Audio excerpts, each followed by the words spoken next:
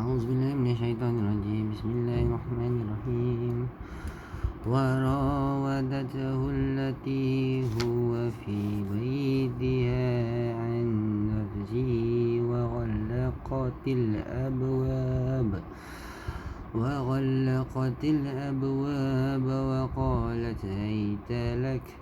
قال معاذ الله إنه ربي أحسن مثواه إنه لا يفلح الظالمين.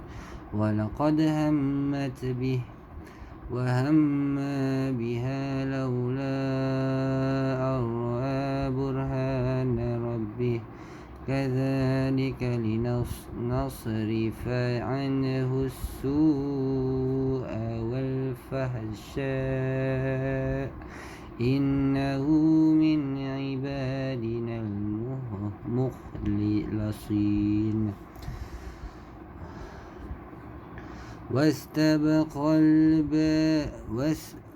واستبق الباب وقدت قميصه من دبر وألف يا سيدها لدى الباب.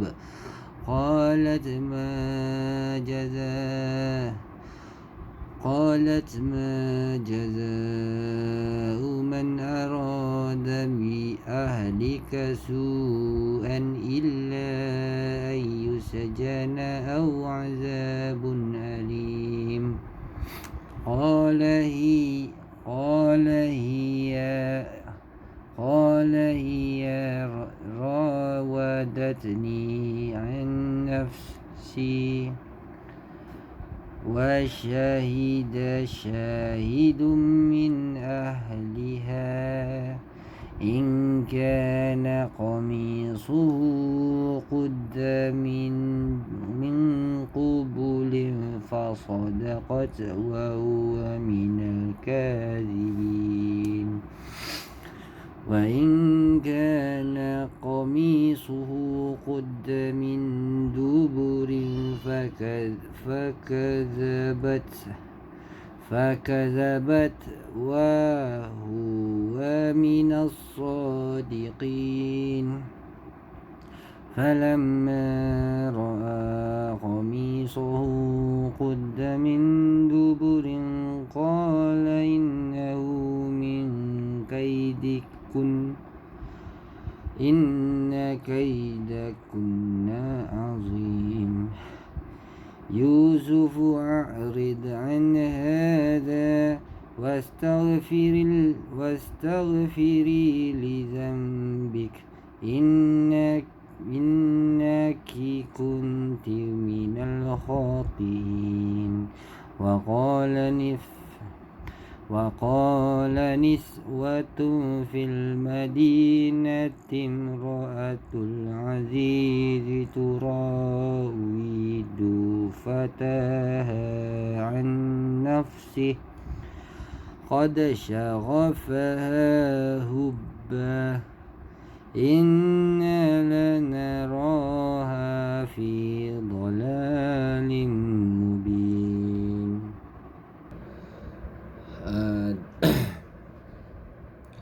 Dan perempuan yang dia Yusuf tinggal di rumahnya menggoda dirinya, dan dia menutup pintu-pintu lalu berkata, marilah dekat kepadaku. Yusuf berkata, aku berlindung kepada Allah, sesungguhnya Tuanku telah melayaniku dengan baik. Sesungguhnya orang-orang yang zalim tidak akan berjaya.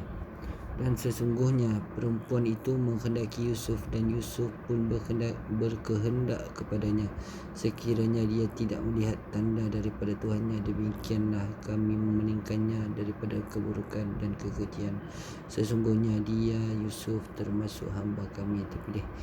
Dan kedua-duanya berkejaran ke arah pintu, dan perempuan itu menarik bajunya Yusuf dari belakang sehingga terkoyak. Lalu kedua-duanya mendapati suami perempuan itu berada di depan pintu. Perempuan itu berkata, adakah balasan terhadap orang yang berniat jahat terhadap isterimu selain dipenjarakan atau dihukum dengan siksaan yang pedih? Yusuf berkata, dia yang menggodaku dan merayu pada diriku. Seorang saksi daripada keluarga perempuan itu memberikan kesaksian. Jika bayunya koyak di bahagian depan, maka perempuan itu benar, dan dia Yusuf termasuk orang yang berdusta. Dan jika bajunya koyak di bahagian belakang, maka perempuan itulah yang berdusta, dan dia Yusuf termasuk dalam kalangan orang yang benar. Maka ketika dia, suami perempuan itu, melihat bajunya Yusuf koyak di bahagian belakang, dia berkata, sesungguhnya ini adalah tipu dayamu. Sungguh hebat tipu dayamu. Wahai Yusuf, lupakanlah hal ini dan istriku mohonlah keampunan atas dosamu, kerana engkau termasuk orang yang bersalah. Dan perempuan-perempuan di kota berkata, isteri Al-Aziz menggoda dan merayu hambanya untuk menundukkan dirinya. Hambanya benar-benar menjadikannya mabuk cinta. Kami pasti membenarnya dalam kesesatan yang nyata.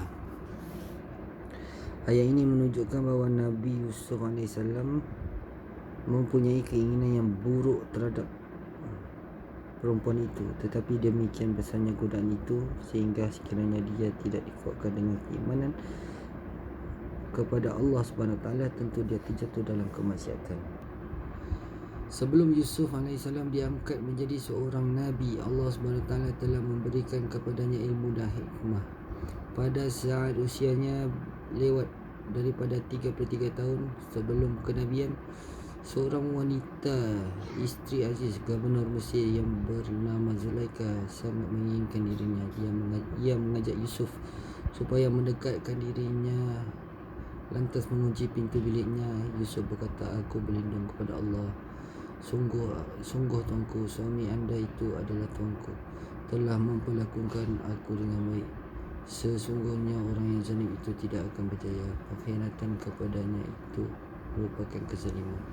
Mulalah Zulaikha mengemukakan kebaikan-kebaikan diri Yusuf dan memperlihatkan betapa rindunya dia pada Yusuf. Dia berkata pada Yusuf, wahai Yusuf, alangkah bagusnya rambutmu itu. Yusuf berkata, itulah yang akan mula-mula keruan daripada tubuhku. Zulaikha berkata lagi, wahai Yusuf, alangkah indahnya kedua matamu. Yusuf berkata, itulah yang mula-mula akan mengalir daripada tubuhku. Zulaikha berkata lagi, wahai Yusuf, alangkah tampannya wajahmu.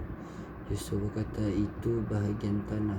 Zulaikha terus menerus menggoda Yusuf, sehingga ketika dia bermaksud melakukannya dengan Yusuf dan Yusuf pun ingin melakukannya, tiba-tiba Yusuf melihat tanda daripada Tuhannya. Yusuf bersegera lari menuju ke pintu.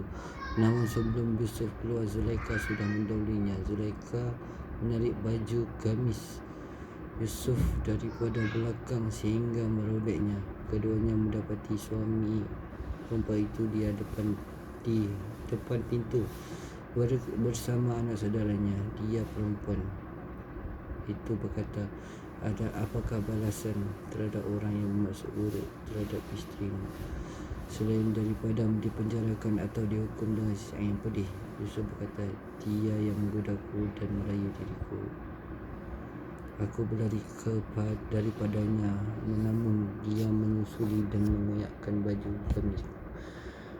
Berkatalah anak saudaranya itu kepada Zulaikha, dan jika baju gamisnya koyak di bahagian depan, maka perempuan itu benar, dan dia Yusuf termasuk orang yang dusta.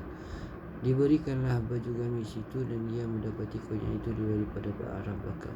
Dia berkata, sesungguhnya ini adalah tipu dayamu benar-benar hebat.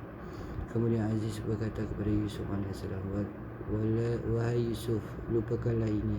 Janganlah menceritakan kepada siapapun dan kepada istrinya. Istriku, mohonlah keampunan atas dosamu, kerana engkau termasuk orang yang bersalah. Para ulama menyebutkan bahawa Nabi Yusuf tak pernah sempat merasa ingin melakukan perbuatan keji seperti disebut di atas kepada Zulaikha, kerana Allah menjaganya.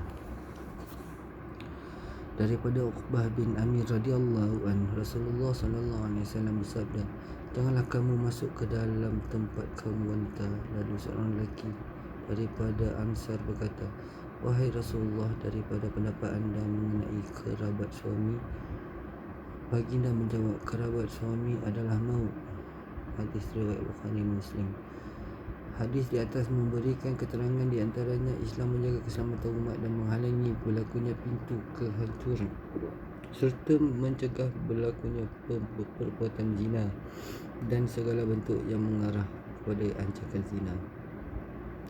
Telah berkata Al-Qadi Iyad, berkhalwat pada saudara, anak saudara boleh jadi mendatangkan keburukan dan kehancuran akhlak, sama halnya dengan kehancuran maut. Hadis akan bermakna ancaman. Daripada Abu Hurairah radhiyallahu anhu, Nabi SAW bersabda, ada 7 golongan yang akan diberikan naungan bagi oleh Allah SWT pada hari yang tidak ada naungan selain daripada naungannya. Pemimpin yang adil, seorang pemuda yang tumbuh dewasa dengan beribadah kepada Tuhannya, seseorang yang hatinya selalu terikat dengan masjid, 2 orang yang saling mencintai kerana Allah, mereka bertemu dan berpisah hanya kerana Allah, seorang yang diajak atau digodai oleh seorang perempuan yang memiliki kedudukan yang kecantikan namun dia berkata, aku takut kepada Allah, seorang yang bersedekah lalu merahsiakannya, bahkan tangan kirinya tidak tahu apa yang diinfakkan oleh tangan kanannya, dan seseorang yang memiliki Allah kala bersendirian lalu menitiskan air mata. Yusuf adalah seorang pemuda yang sangat tampan. Baginda seorang nabi daripada keturunan para nabi. Allah SWT telah menjaga dirinya daripada perbuatan keji dan melindungi dirinya daripada tipu daya wanita. Baginda termasuk salah seorang yang mendapat naungan daripada Allah pada hari yang tidak ada naungan kecuali naungan Allah. Ketika baginda dirayu dan sangat diinginkan oleh Zulaikha, isteri tuannya yang memiliki kedudukan dan kecantikan, dia berkata, aku berlindung kepada Allah. Bagaimana mungkin aku melakukan seperti yang kau inginkan, padahal tuanku sentiasa mengasihi diriku, dan sungguh suamimu sebagai tuanku telah memperlakukan aku dengan baik. Sepatutnya lah Yusuf mendapatkan naungan Allah kerana mampu menjaga nama dari dirinya dari perbuatan keji dan mungkar. Sadaqallahul Azim.